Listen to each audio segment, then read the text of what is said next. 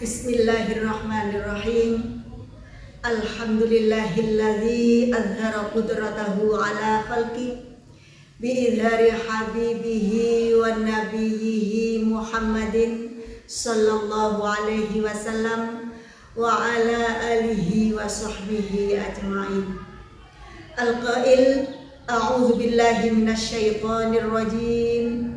Bismillahirrahmanirrahim. Syahrul Ramadan alladzi unzila fihil Qur'an hudan linnasi wa bayyinatin minal huda wal furqan. Al-ayah amma ba'du. Dengan ucapan alhamdulillahirabbil alamin, segala puja dan puji bagi Allah seru sekalian alam, atas segala nikmat, karunia, rahmat yang dianugerahkan kepada kita sebagai insan, sehingga pada sore hari ini kita bersama dapat hadir kembali di episode yang kesekian kalinya, di bulan yang penuh rahmat, di bulan yang penuh maghfirah, dalam program Lentera Ramadan, ngaji bareng membuka hati menjelang berbuka puasa setiap saat dinanti. Baik pemirsa dimanapun Anda berada, marilah kita ikuti bersama ngaji bareng ini dengan tema Nuzulul Quran atau turunnya Al-Quran. Sebagaimana diterangkan dan dijelaskan dalam beberapa tarikhun Nabi, tarikh atau sejarah Nabi, ketika Rasulullah Sallallahu Alaihi Wasallam, Nabi Muhammad belum diangkat sebagai Nabi dan Rasul, belum diangkat sebagai utusan. Kondisi masyarakat Arab pada waktu itu sangat jelek sekali, sehingga dikatakan sebagai masyarakat jahiliyah. Mereka bukan orang-orang yang bodoh, tapi mereka mempunyai akhlak yang sangat buruk sekali.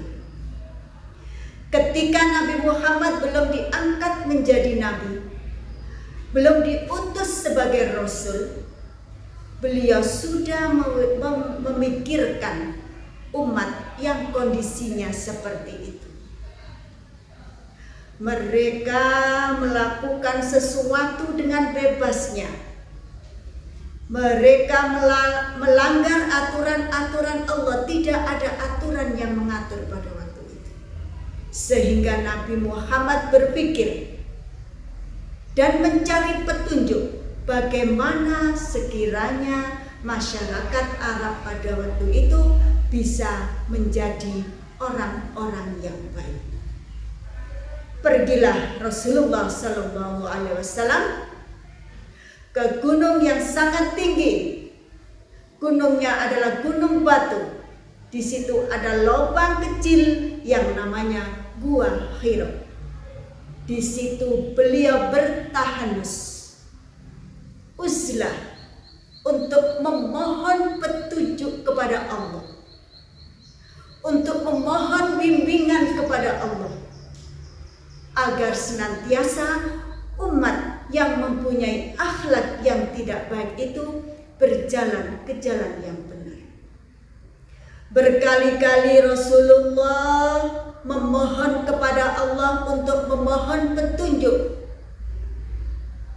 agar dapat membimbing dan mengarahkan masyarakat jahiliyah pada waktu itu.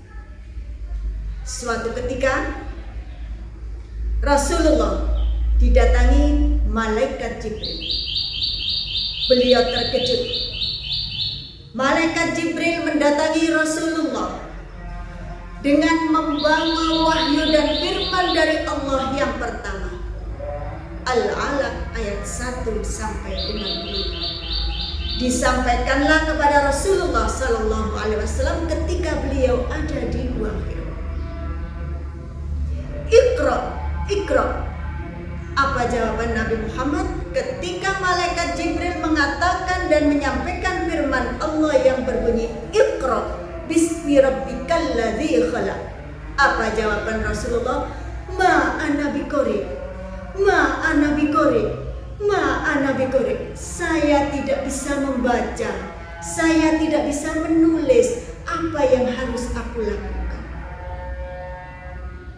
Kemudian malaikat Jibril terus menyampaikan wahyu itu ayat 1 sampai dengan 5. Surat Al-Alaq ayat 1 sampai dengan 5. Ketika itu Rasulullah Shallallahu Alaihi Wasallam berusia 40 tahun. Dan pada waktu itulah turunnya ayat yang pertama itulah sebagai tanda Rasulullah diangkat menjadi Rasul, diangkat menjadi utusan, diangkat menjadi pemimpin umat sedunia, Muhammad Rasulullah Sallallahu Alaihi Wasallam. Beliau menyampaikan, ketika itu beliau menyampaikan wahyu dan berdakwah kepada keluarganya terlebih dahulu. Masih belum disampaikan kepada umat secara umum. Beliau menyampaikan atau cara dakwanya secara sirri atau sembunyi-sembunyi. Apa tujuannya? Supaya tu anfusakum wa ahlikum nar. Keluargaku terlebih dahulu yang aku dahulukan. Kemudian beliau akan menyampaikan ajaran-ajaran Allah kepada para sahabat, kepada seluruh masyarakat yang ada di negeri Arab pada waktu itu. Alhamdulillahirabbil alamin, Rasulullah diangkat menjadi rasul oleh Allah Subhanahu wa taala untuk menyampaikan wahyu, untuk menyampaikan risalah, untuk menyampaikan ajaran-ajaran Allah yang Allah berikan kepada Nabi Muhammad sallallahu alaihi wasallam. Kapan turunnya Al-Qur'an? Kapan turunnya ayat yang pertama? Kapan turunnya surat yang pertama pada waktu itu? Tepat pada tanggal 17 Ramadan, yaitu bulan-bulan yang kita nikmati pada bulan-bulan ini, yaitu Syahrul Ramadan. Al-Quran turun pada tanggal 17 Ramadan. Dengan ucapan Alhamdulillahirabbil alamin, kita masih dapat menikmati alunan-alunan bacaan-bacaan ayat-ayat Al-Quran ketika Ramadan berkumandang di mana saja kita terdengar bacaan-bacaan Al-Quran. Tapi harapannya satu, setelah Ramadan tetap semangat untuk membaca ayat-ayat Allah. Bukan hanya Ramadan saja kita membaca ayat-ayat Al-Quran, bukan hanya pada bulan puasa saja kita semangat membaca ayat-ayat Al-Quran. Ketika Ramadan kita semangat, setelah Ramadan kita akan lebih semangat lagi membaca ayat-ayat Al-Quran, agar senantiasa kita mendapat petunjuk dari Al-Quran.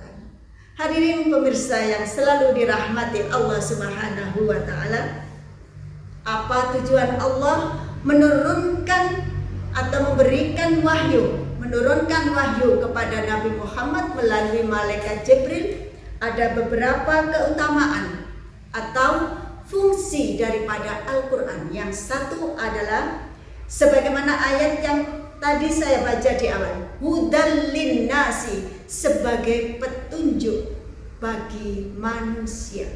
Di situ manusia diberi petunjuk, ada ajaran-ajaran yang harus kita pelajari. Disitulah petunjuk Allah yang disampaikan oleh Rasulullah kepada kita semua. Yang kedua, sebagai Al-Furqan, dengan Al-Quran kita bisa membedakan hal yang baik dan hal yang tidak baik atau yang buruk. Yang keempat, sebagai syifa, sebagai pengobat dan penyejuk hati kita semua. Ketika Al-Quran kita baca, kita merasa tatmainnul qulub, ada ketenangan jiwa di dalam diri kita. Oleh karena itu, perbanyaklah membaca Al-Quran. Yang berikutnya adalah sebagai mau'izah, sebagai nasihat untuk diri kita sendiri. Ya, itulah fungsi dari Al-Quran yang ada di dalam peristiwa atau turunnya Al-Quran atau nuzulul Quran. Sebetulnya fadilah-fadilah dari Al-Quran atau fungsi Al-Quran itu banyak sekali. Mungkin insya Allah dapat kita bahas di episode berikutnya. Demikian apa yang kami sampaikan, semoga bermanfaat. Semangat membaca Al-Quran, semangat untuk mempelajari Al-Quran, agar kita semua dapat menjadi orang-orang yang selalu mendapat petunjuk, dapat menjadi orang-orang yang tatmainnul qulub, jiwa kita selalu tenang dengan membaca Al-Quran. Demikian yang dapat saya sampaikan, mudah-mudahan bermanfaat untuk kita semua. Semoga kita dipertemukan di bulan Ramadan tahun yang akan datang dengan ucapan ihdinas siratal mustaqim wallahu muwaffiq ila aqwamit thoriq. Wassalamualaikum warahmatullahi wabarakatuh.